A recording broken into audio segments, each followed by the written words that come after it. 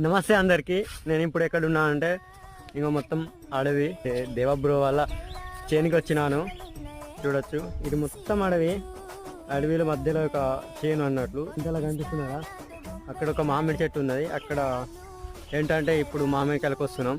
And ఇప్పుడు ఏంటి మామిడికాయలు అనుకోవచ్చు. అంటే సంవత్సరానికి 2 సార్లు కోతకు వస్తారట మామిడికాయలు. అందుకోసమే పచ్చడి కోసం వచ్చినాము మామిడికాయలు తీసుకుపోవడానికి. ఇంకో అందుతలేవు, అందుకోసం ఇంకా కంకని తీసుకుపోనికి వచ్చిన. ఇది పెద్దది.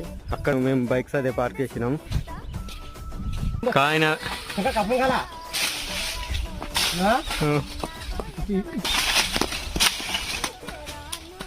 दादा वाह दादा